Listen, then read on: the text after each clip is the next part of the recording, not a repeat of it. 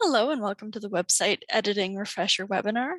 My name is Mallory Bruinsma. I'm a consulting librarian with Peace Library System. We're going to start with a land acknowledgement. Peace Library System acknowledges that we are located on Treaty 8 territory of the Cree, Beaver, and Dene people and Region 6 of the Métis Nation of Alberta.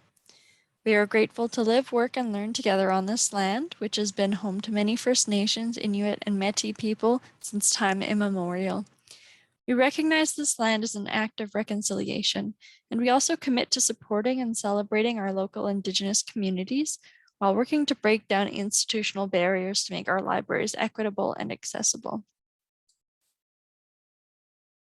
Main objectives of this webinar is to briefly talk about website usability, accessibility, and then we'll actually go into the back end and look at how to directly edit your website. I want to start with spoon theory. So it was initially created to discuss people who have chronic health conditions, but this same theory can be used for web usability as well.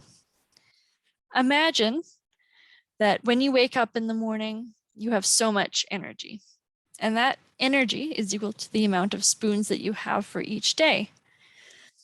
So if you had a really, really rough sleep, or it was a really hard week at work, well, maybe you'll wake up and you'll only have 10 spoons. So you have, give away 1 spoon to get out of bed, 2 spoons to surf the internet. Your spoons disappear very, very quickly. And that also happens when patrons are searching your website. A patron has so much patience when they visit your library website. And every time they look for something and something's not there, or a link is broken, or incorrect information is on your site, they get more and more stressed. And at a certain point, they no longer have the energy to use your website and they give up, they quit. Some patrons might go to your website and only have 1 spoon left, and it won't take very long for them to get frustrated. Other people might be able to click through a few links to find what they're looking for. We want to make sure that when people enter our websites, they can find what they're looking for as fast as possible without having to think too much.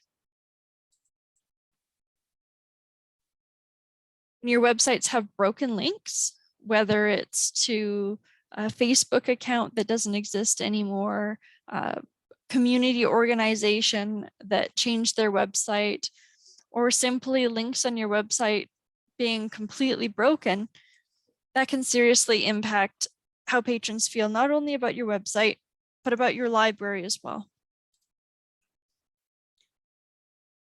You also have to be careful with sample text. So if you have text on your website that has been entered since the website was first created, I would recommend changing that as fast as possible. Even if you don't have something to put down, it is okay to put page in progress or new information is on its way. Just make sure that that doesn't stay on there forever. In regards to accessibility, I would highly recommend visiting the Web Content Accessibility Guidelines. They're on their 2nd iteration right now and working on their 3rd. On this website, it'll tell you what is the acceptable level of accessibility that you should have on your website.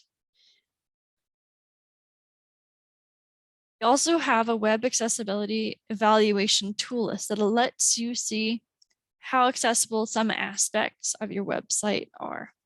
Some of these tools include things like checking your color contrast, which we'll talk a little bit about. While we don't have all the tools to make our website completely 100% accessible, there are some things that you can do in our backend that'll allow you to make your website more accessible. The first one is color contrast. So this is a screenshot from the WCAG guidelines. And the minimum level of color contrast that is acceptably accessible is 4.5 to 1. So for example, that's a gray on white, a dark purple on white, a dark blue on gray, and a red on yellow. And these are just the minimum requirements. You can always do better than that. If you have really large text or headers, then the color contrast can be a little bit lower. It can be that 3:1 ratio. What I recommend everyone does is use the color contrast checker that I've linked at the bottom of this page. Visit that website. You copy your website internet address, you post it in their box and hit search. And what it'll do is it'll look at the home page of your library and it'll tell you what the color contrast ratios of everything. That way, if you like, you can change the color contrast and keep checking until you see a level that you're okay with, preferably higher than 4.5 to 1.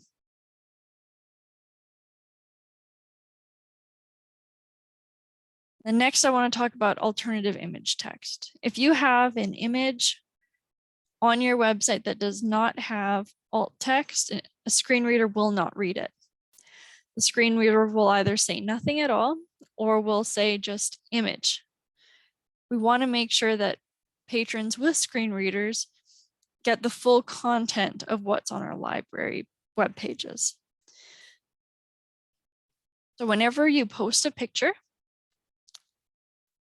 always look for that alternative image box that's right beside where you uploaded the picture and type some information in. It does not need to be super long. The goal is to have it short, but as detailed as possible. I wouldn't say Peace Library System logo is the best alt text that could go in that box, but at least it's something. It's not just a blank space. This goes for all photos. So if you're not using your website calendar and you're posting just a static image of your calendar, you'll want to add in a lot of alt text, because otherwise people with screen readers won't be able to know what's going on in your library. This is true for if you're posting photos of your newsletter each month, or when you uploaded your plans and policies to your website, if you uploaded them as photos. You want to make sure that you either have it written out, typed out, and on your website, or you have the alt text for it. Other than the webinar I'm doing right now, which will be posted to YouTube and our Niche Academy site, there's another website editing webinar that you can watch on our staff Niche Academy. And then our website manual is posted on our website, and I have the link here if you want to use it. It's extremely handy if you forget something that we've talked about today and want to quickly look it up. And of course, you can always phone or email me with questions, and I'd be happy to help you out on everything web editing. So let's go into the back end. You're going to type in manage.production.peacelibrarysystem.ab.ca/login. You don't even need the /login, that'll pop up automatically. So in this first login box, the username and password is both Marigold. So we can go ahead and type that in.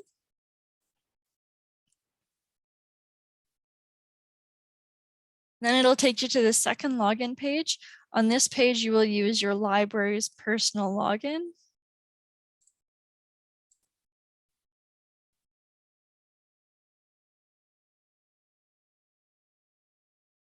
For some reason you can't log in, if you're having issues, let me know. We can always look about changing your password.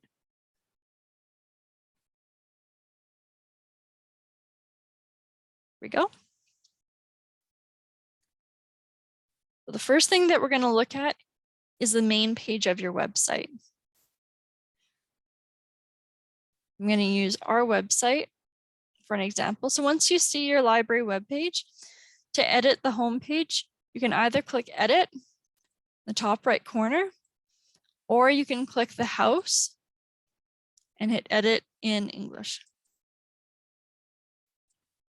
Sometimes when you open a page, it'll tell you that there's an edit conflict. This happens if another staff member is currently working on something, or if they forgot to delete their draft. If this happens and you know that this happened a long time ago, so you can see that this draft was last changed in 2021. I know that's really, really old, so I don't have to worry about it. What I do is I clicked New Draft, and then I can edit that new draft and completely ignore this one. Because of this, it's always important that you go to your dashboard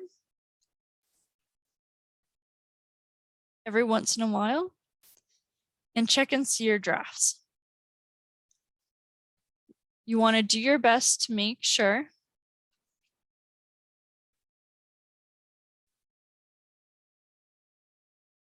that there's no drafts. Because if there's drafts, anyone trying to edit that page will get that error message. And if for some reason someone's actually got a draft open and they're working on it and you publish on top of it, that'll erase all of their work. So do your best to delete drafts when you can and double check that they're actually closed. So we'll go back to content structure. We'll go to our library and we'll hit edit in English.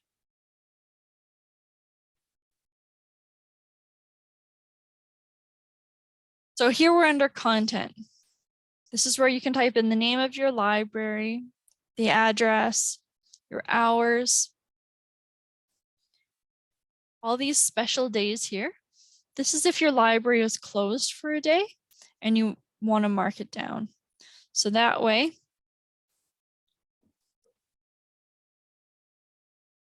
you go to your website and hover over contact and hours. The note that your library is closed will appear right here. So that way patrons can easily tell that the library is closed for the day.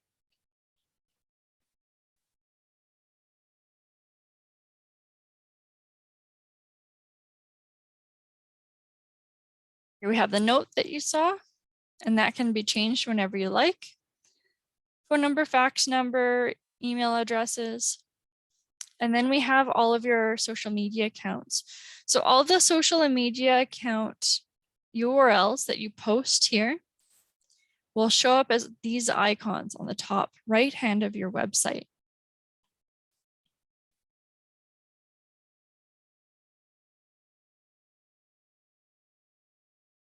You can enter as much or as little as you'd like.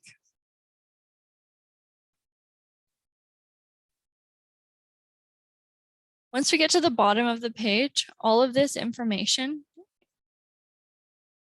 is at the very bottom. So if we scroll down, you'll see all this information is here as it relates to our newsletter.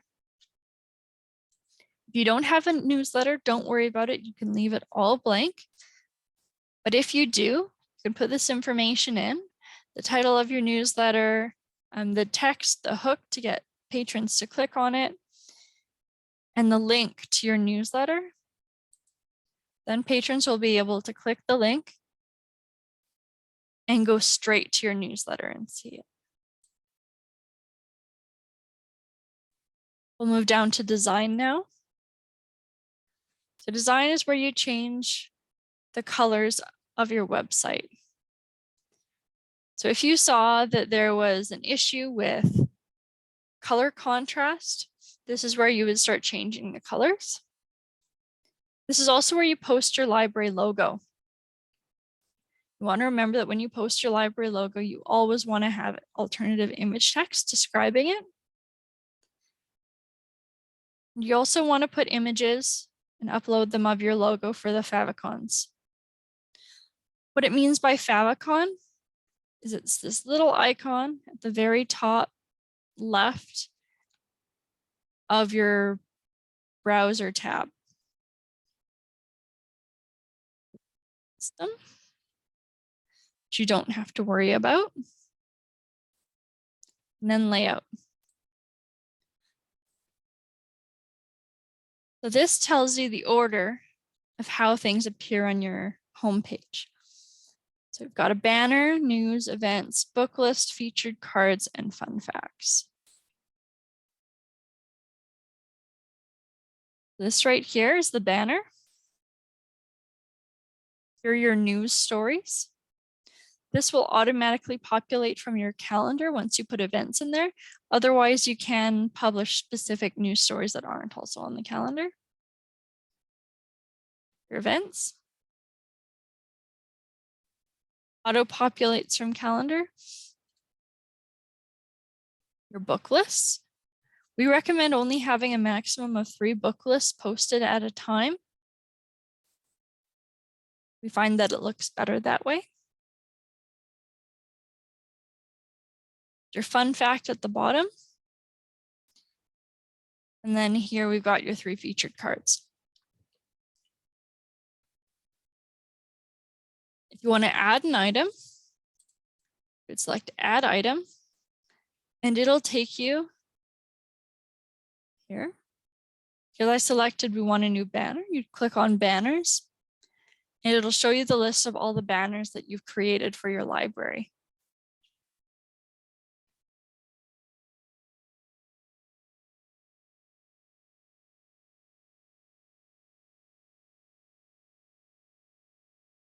If you like, you can drag and drop them to choose the order that you like. And if there's one that you no longer want on your website, just click it and click remove selected. If you'd rather have your book list higher up on your website, again, you drag and drop to where you want it to be.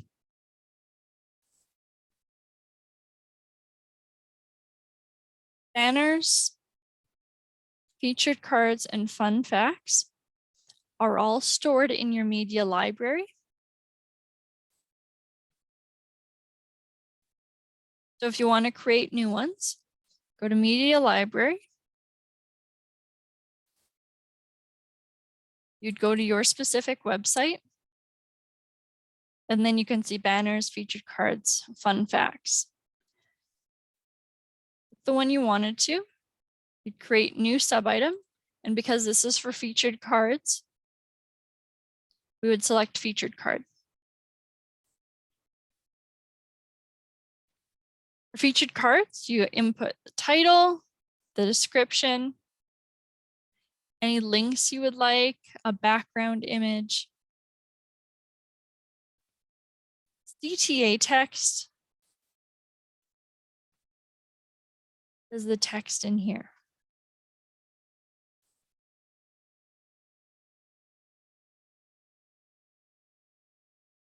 If you want to create book lists are actually in content structure. So again, content structure, you'd find your library. You click on book lists, create new sub-item, book list. Put in the title, description if you like. If you like, you can put a read-alike header. So if a new movie is coming out, say a brand new Batman movie, you can put the name of the movie or the name of a new book and put it in there. And then below you type in the ISBN, UPC, or control number of the book that you want to add. If you're running out of time, you can always import a book list from us at Peace Library System. So by hitting this, you'll see all the book lists that we have created. You can select any one you want and hit import. And then you'll see all the books that we have in that book list. If you don't like some of our choices, you can remove them from the list and add your own.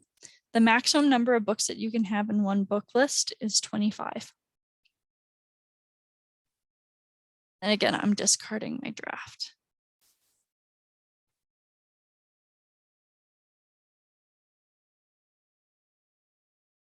Go back. And structure.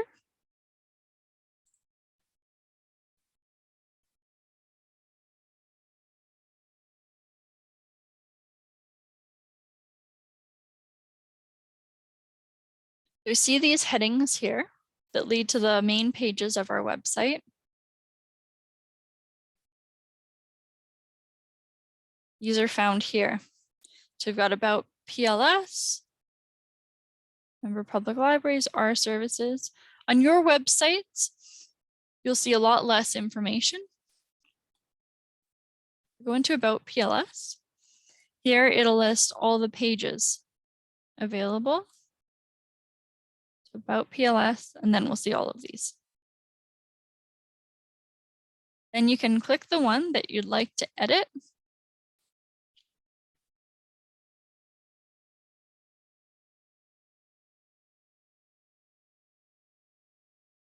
And then at the top, click it. So this is what you'd see if you're creating a new general page, or you're adding one that's already up. We'll have the title of the page. And upload an image if you like, which will appear at the top as a banner. Have a hero image if you wanted. And then you've got the body text.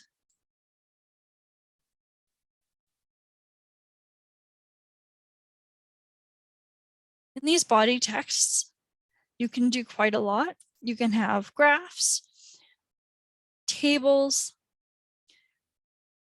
By clicking this, you can insert a Facebook video, block quote, widgets, a Vimeo video, or even a YouTube video. If you're having a movie night at your library and you'd like to include the trailer, you can add a YouTube video to your main text, and that way it'll show up on the page so people can easily check out what movie you're playing without having to visit YouTube themselves. If you'd like, you can create a link. You can highlight any text or item, and you can click this icon of a chain link. All you have to do is paste in the web address that you want the link to go to. Then when you publish, this text will highlight as blue, and patrons will be able to click it and go to your desired website. You can put in ordered lists, bullet points. You can design this how you want. You can insert objects. So this would be files or PDFs. And you can insert pictures as well.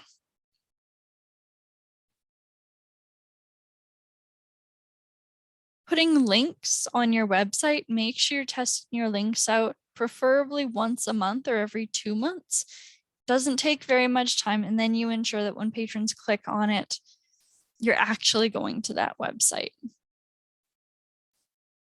All of the editing that I'm doing on my computer desktop here, you can also do on your telephone, even though it is a much smaller screen.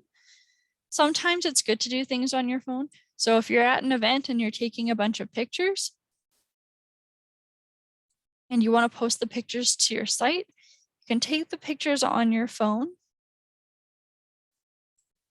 You can click on photo galleries, and then you can upload your files.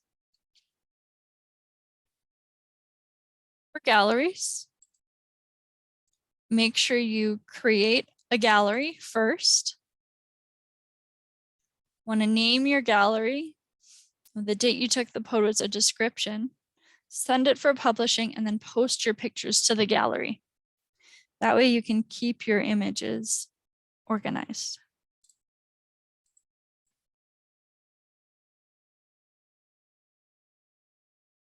So you use content structure for creating pages. But if you create a new page, it won't automatically show up under any of these headings. You have to do that yourself. So say I wanted to make a brand new page about cats in the library under About Us. To do that, I would have to go to Media Library. I would find my library.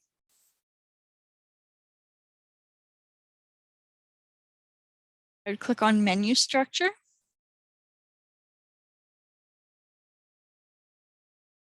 Want it to be main menu. And then you can see About Us.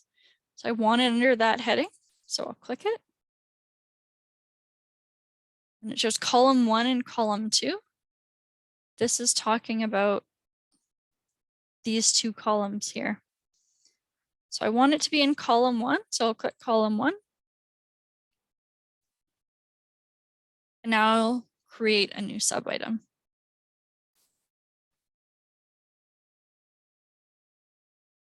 I want it to be a menu subitem. Type in the title that I want to appear and the link to the web page that I want it to go to.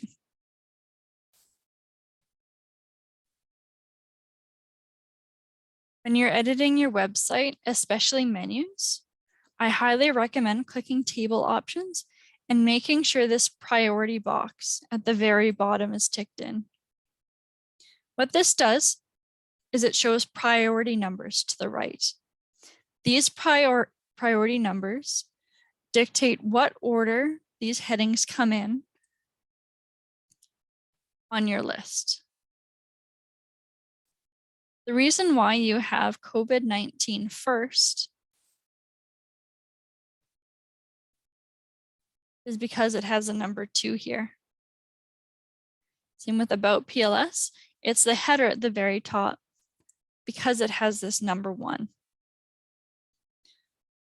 So if you wanted to change the order of anything in here, all you'd have to do is click on it, type in a new number, click off of it, and it'll automatically update your website. I would highly recommend, if you have different headers, separate your headers by 10 numbers or even 20. So that way, if for some reason you need to add a new one, you don't have to edit all the other numbers on the list. You just have to input where you have space. In the end, it'll save you a lot of time.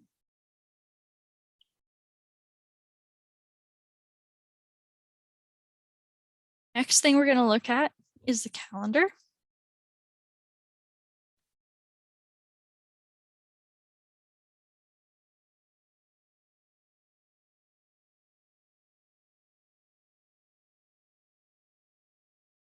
We're here in calendar.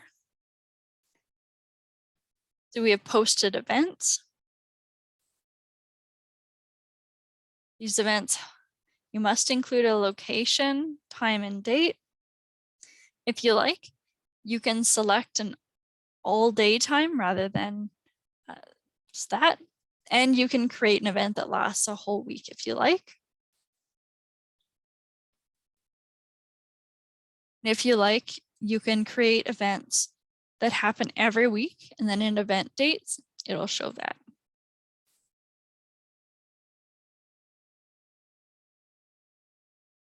We're going to go back to content structure.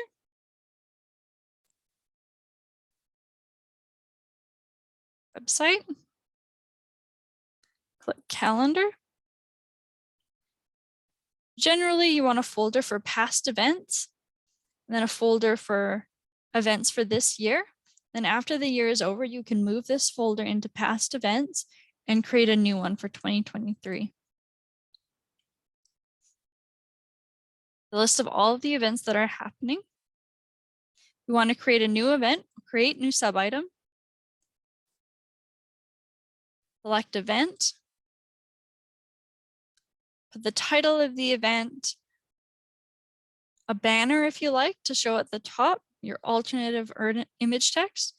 If the event goes all day, got this little clickable box at the end. And then here you can decide whether it's a single event happening once or if it's recurring. You can put in if it happens once a month, once a week, multiple times a week, which day, and when it ends.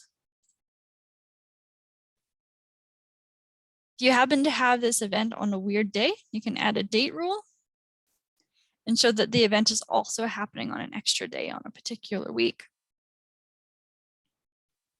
Put in your location, a cost if there is one, short description, or actual description, and then category. You might find it easier just to use special event for most of your events, especially if it's for a wide audience.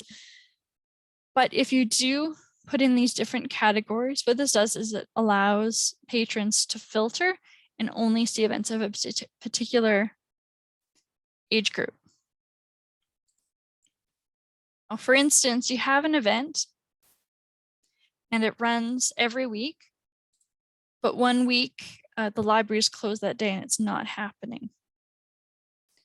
You would click your event, particularly one that happens all the time. You would click on the actual event and you'd click create new sub item. From here, you can create an event exception.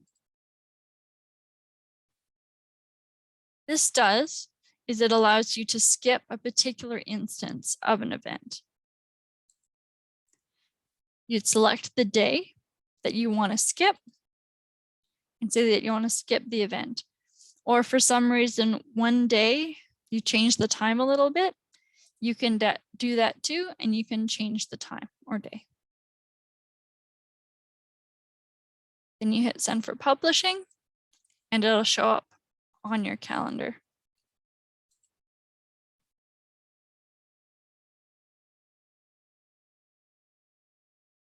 Using this calendar on your website is so important because a screen reader can read this. Whereas if you were just to create your monthly calendar as a PDF and post it to your website, it wouldn't be able to be read by a screen reader unless you typed in a massive, massive amount of alt text, which isn't great either.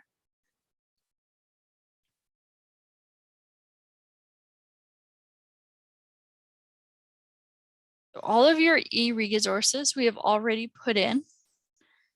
One thing to note is that you can also create a new header for useful links. Your useful links can be a list of resources that the library doesn't pay for, but you think your patrons would really like to use. So for instance, if you want to have a link to a job board, that'd be a really great place to put it. We have a list of useful links that we're happy to put on your website for you. Just send me an email and I'm happy to do it. And then once that list that we have is up on your website, you can add whatever you want, change it. And that way you can personalize your list of useful links a little bit to where your community is and what your patrons are looking for.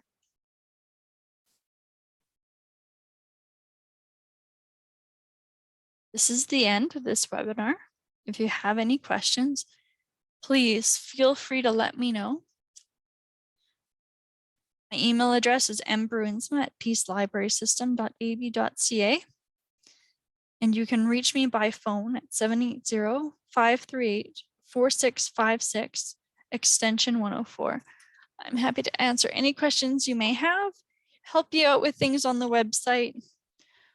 We can have conversations about accessibility. Whatever you like, feel free to reach out. Thank you so much for watching and have a great day.